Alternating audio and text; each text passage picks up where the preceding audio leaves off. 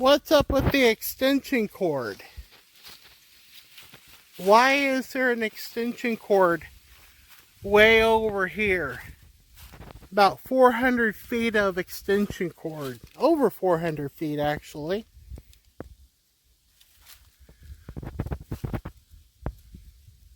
That's looking good.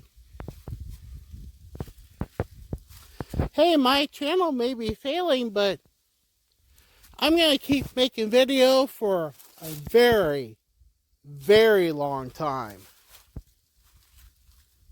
That's the battery charger in there, Black & Decker. It's flashing away. It's charging up this battery right here. Going through all that wire there. Yep. My channel might be losing subscribers, but it's here to stay. It's here to stay. So no worries. More videos to come.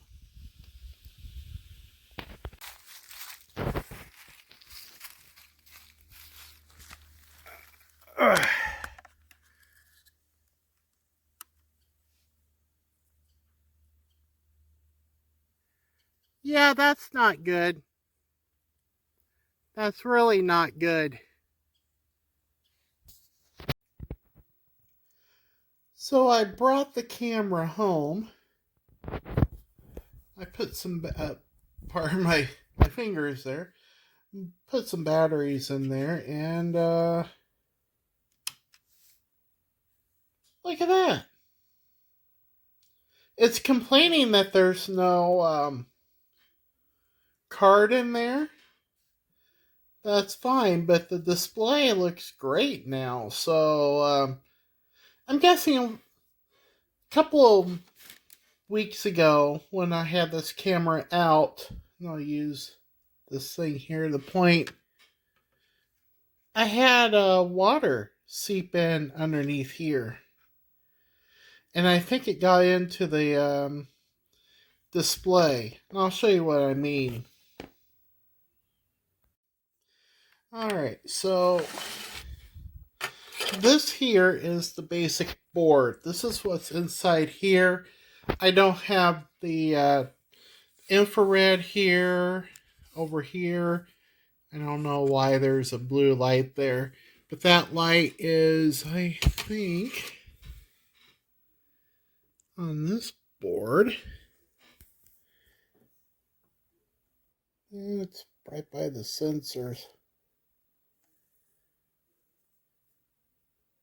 Well, anyway, it's right in this area right here. Use my pointer from Menards. But here's the display. It's on a little flat ribbon thingy here. And there's no protection underneath here. So I think the water went in through the bottom here,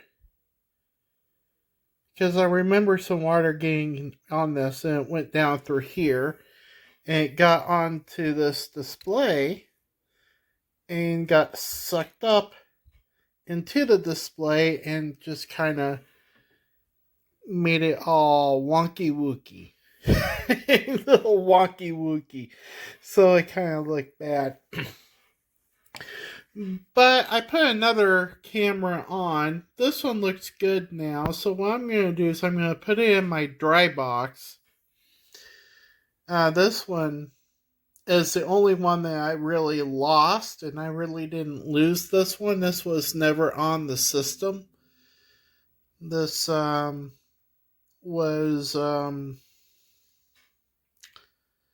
it wasn't mine to begin with. Put it to you like that, and it was in the weather and everything. It got a little wet in there. The switch still works. It still works. It just didn't like my video editor. That's why it's in the state it's in now. It's not going back out. That would be in what's in here. Oh, it's a good time to show you what is in here. So we'll take the little flat flex. We'll do like that. This, I believe, will actually work in there. But there's some LEDs on the back. Those are these these thingies. I'm doing a great job here. Those thingies are LEDs and they light up the thing. But there's not much in here.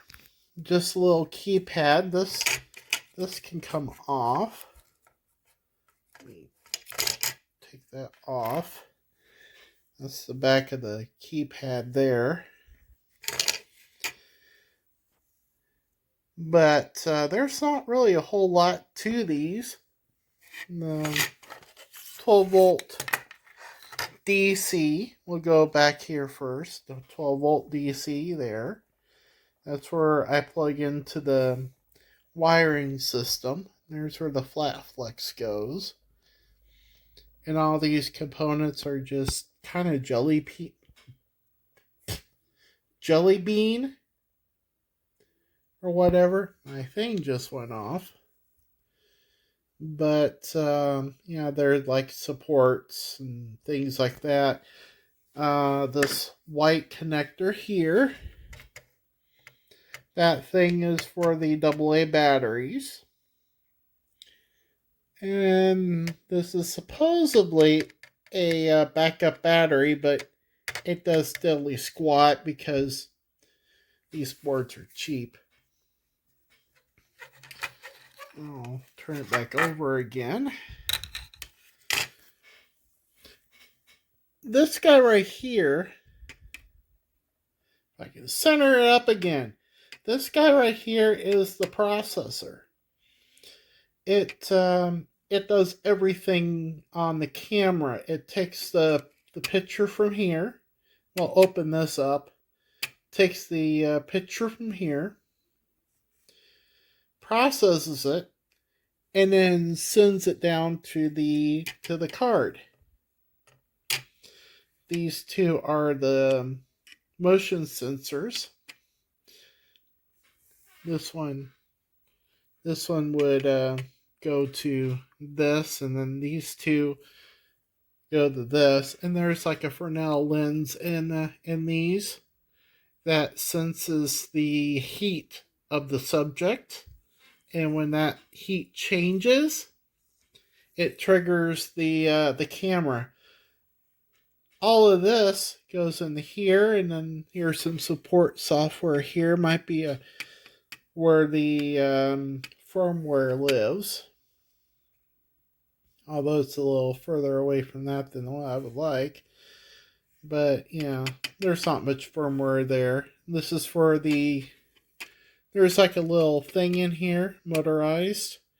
So at night, when it senses its night vision, it goes from normal to infrared. Puts like a little filter in there.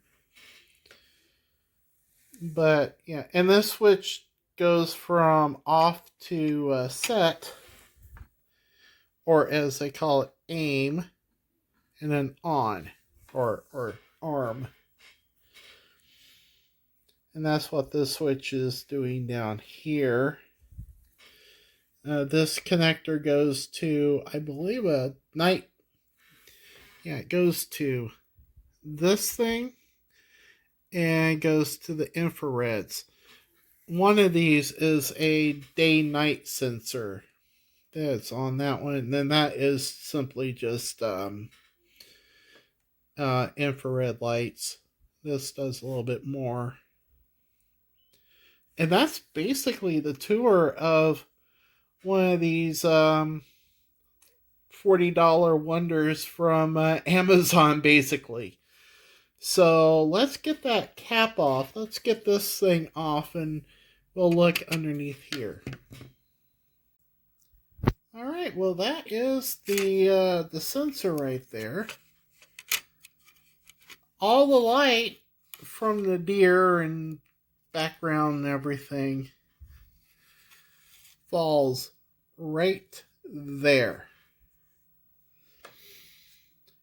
And the image sensor is nothing more than a whole bunch of solar panels doped in a way to capture light very quickly. And the controller, which is actually on the die, makes an image out of that. And then that goes right there to that thing. And that processes that light and turns it into something a computer can use. And through the firmware here, that's located on here, it knows what to do. And then it takes that information and sends it on to the card that stores the information. Now, it can also read from the card, so it goes back up here and can play out on its little screen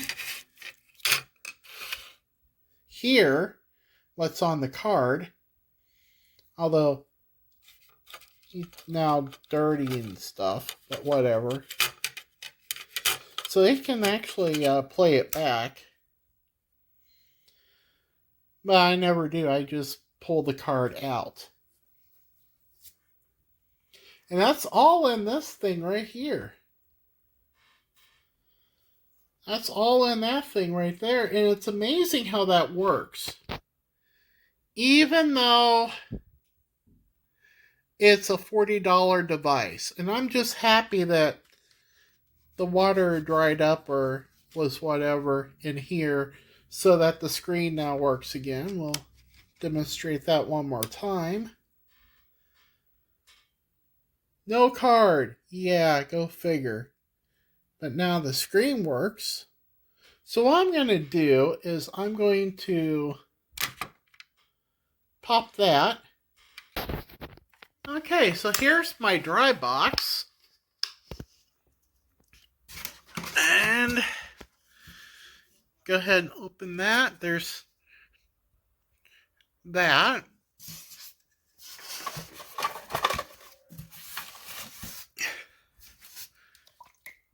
Yeah, there's quite a bit of water in there, but there's still quite a bit of drying. Damp rid. It rids your damps. So the batteries, they're okay. They're not the best, but they're okay. And I took them out of all the cameras because I've had them in there for about 6 to 9 months. And let me show you all the batteries I took out. This is why I created my system. Look at all these batteries. But I use them as backups, and while they're still good, they're kind of used up. And that's why I use the big battery, so I don't have to keep replacing these. These would take a lot of money to replace every like half month or whatever. Whew, that would be a lot. So I'll keep that camera in in that dry box for another couple of weeks. And I do have another backup. And these are good cameras. They're not super junk, but I have some problems with them. Mainly, you can't adjust the seconds. You can adjust the minutes and the hours, but you can't adjust the minutes.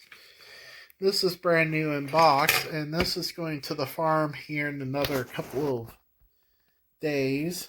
next week. And I got a couple more down there. Couple more backups. And the one that's in the dry box will become a backup as well, in case one should malfunction or whatever. But they're pretty easy to get back on track because there's really nothing to them. Barring a spike in power or whatever. Now the extension cord, again, that's because there's not enough light out there. And the solar panels don't do very well during the winter time, so instead of swapping the battery back and forth every week and still risking it going down or not being able to get out there because of snow, I just run an extension cord out there, and if the power's out for any extended time, the battery will pick it up and should keep the cameras going until power is restored. And we can get back out there again. But anyway, that's pretty much it. Thank you for watching, and even if the subscriber count goes down, I'll still be here. We'll see you next time. Bye.